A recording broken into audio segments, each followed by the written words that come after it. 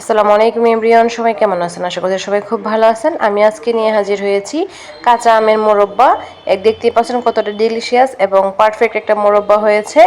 ভাঙবেও না এবং গলবেও না এবং খুবই সুন্দর একটা কালার হয়েছে। কিভাবে খুবই পারফেক্টভাবে একটা মোরব্বা আপনারা ঘরে তৈরি করে ফেলতে পারবেন তা নিয়ে থাকছে আজকের ভিডিও। আশা করছি পুরো ভিডিও জুড়ে থাকবেন এবং দেখবেন। তাহলে শুরু করা যাক। তার জন্য আমার কিছু কাঁচা আম লাগবে, আর কাঁচা আমটা আমি আগেই সুন্দরভাবে কেটে ধুয়ে পরিষ্কার করে নিয়েছি। এভাবে ফালি ফালি করে কেটে নিয়েছি। এখানে আমি মাঝখানে একটা ফলটা দিয়েছি, আপনারা চাইলে চারটাও করে নিতে পারেন। এখানে আমি শুধু দুটো ফলটা দিয়েছি, দিয়ে এইভাবে কাঁটা চামচের সাহায্যে আমি একটু ছিদ্র করে নিচ্ছি প্রত্যেকটা আমের গায়ে। আর আমের গায়ে অবশ্যই একটু ভিতর থেকে ঘাটা দিবেন যেন ভিতরে চলে যায় চামচের মাথাটা, তাহলে খুব সুন্দরভাবে চিনিটা ঢুকবে ভালো। এইভাবে সুন্দরভাবে ধৈর্যের সাথে করে নেবেন। এই তো এইভাবে আমি সুন্দরভাবে সবগুলো আম করে নিলাম। আপনারাও খুব সুন্দরভাবে এভাবে করে নেবেন, তাহলে চিনিটা খুব সুন্দরভাবে ঢুকবে। আর এবার একটা বাটিতে আমি পানি নিয়ে নেব। পানি নিয়ে কিছুটা চুন গুলিয়ে নেব। চুনটা অবশ্যই লাগবে, চুন ছাড়া এই আমটা গলে যাবে। আর গলে গেলে তো আর মোরব্বা হবে না, সেটা অন্য কিছু হয়ে যাবে। আর এখন আমি একটা বাটিতে পানি নিয়ে নিলাম এবং চুন দিয়ে নিলাম। এটা আমার শাশুড়ি করে দিচ্ছে তো তার জন্য। আর চুনটা নিয়ে দেওয়া হচ্ছে। চুনটা দিয়ে অবশ্যই মাস্ট ভিজাইতে হবে, তা না হলে আবার মোরব্বা গলে যাবে, আমটা গলে যাবে। এভাবে আমি প্রত্যেকটা আমের ফালি এখানে দিয়ে নিব।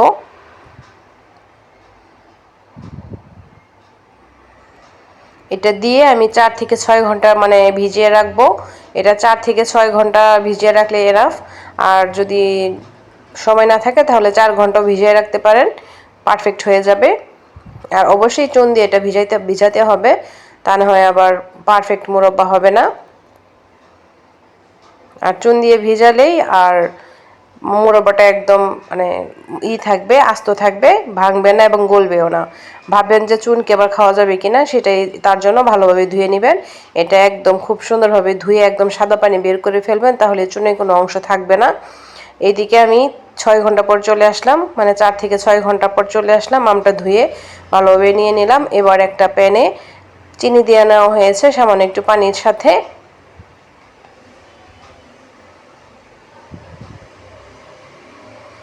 এবার চিনিটা দিয়ে তারপরে আমটা দিয়ে নিব, তাহলে চিনি থেকে অলরেডি পানি চলে আসবে।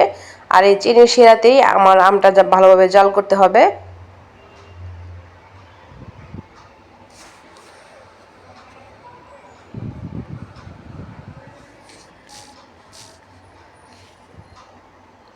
এবার আমটা দিয়ে নিলাম। এবার আমটা দিয়ে খুব সুন্দরভাবে চিনির শিরার সাথে জাল করে নেব।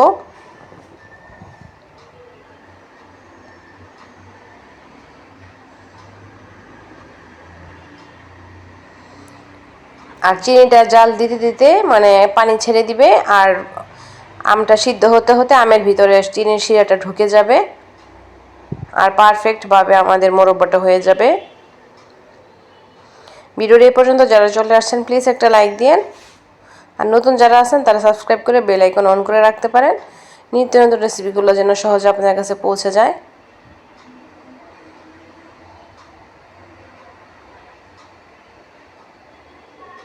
এবার একটু দারচিনি এলাচি দিয়ে নিলাম ফ্লেভারের জন্য। দেখতে পাচ্ছেন চিনি থেকে অলরেডি শিরা বের হয়ে আসছে। আর এটা জাল দিতে দিতে সম্পূর্ণ আমের ভিতরে ঢুকে যাবে। আর আপনারা এটা বছর জুড়ে সংরক্ষণ করে রাখতে পারবেন, আমের এই মোরব্বাটা।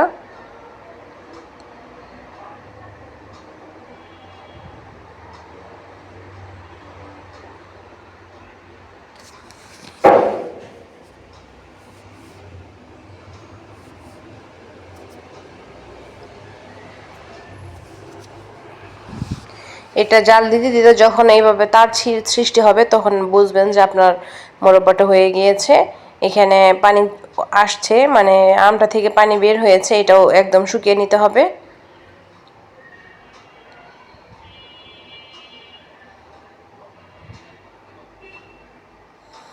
এখনও তার সৃষ্টি হয়নি। যখন এভাবে চামিচের সাহায্যে দেখবেন যে চিনিটা তার হয়, তখন এটা নামিয়ে ফেলতে পারবেন। একটু চেক দিয়ে নিতে হবে কি পরিমাণ জালটা হয়েছে।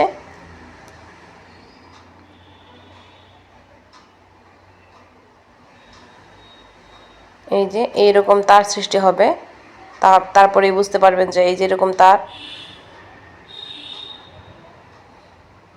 মানে শিরার মতো তৈরি হবে, তখনই বুঝতে পারবেন যে আপনার মোরব্বাটা পারফেক্টভাবে হয়েছে। এই যে এরকম তার সৃষ্টি হবে।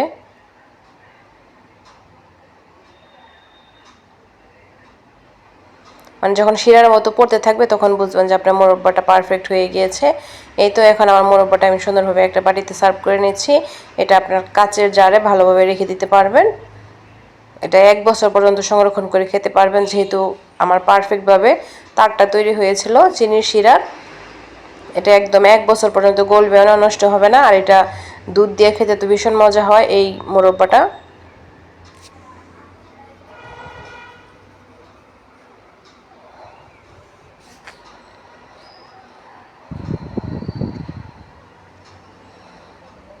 দেখতে পাচ্ছেন কতটা কালারফুল হয়েছে, মাশাআল্লাহ খুবই সুন্দর একটা মোরব্বা হয়েছে। রেসিপিটি স্টেপ বাই স্টেপ ফলো করলে আপনারা এরকম একটা পারফেক্ট মোরব্বা করে করতে পারবেন, মাশাআল্লাহ।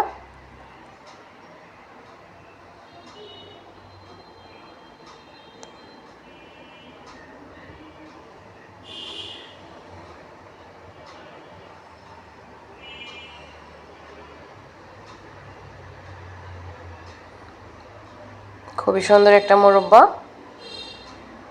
আর খেতেও তো ভীষণ মজা ছিল।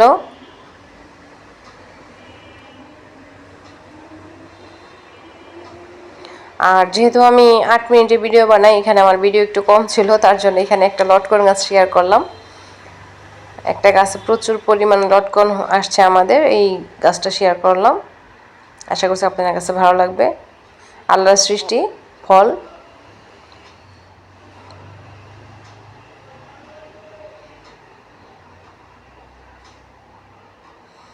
গাছটা মোটামুটি বড়ই ছিল, মানে অনেক লটকন আসছে, মাশাআল্লাহ।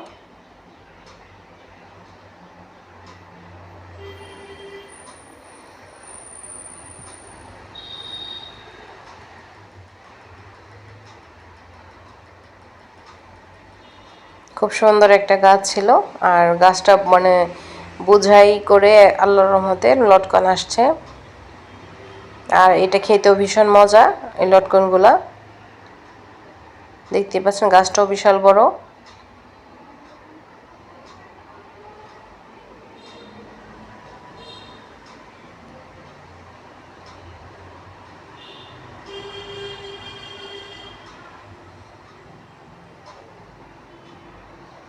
আজ এই পর্যন্তই, দেখা হবে নেক্সট রেসিপির সাথে। সবাই ভালো থাকবেন, আর অবশ্যই কমেন্টে জানাবেন কি কি রেসিপি দেখতে চান।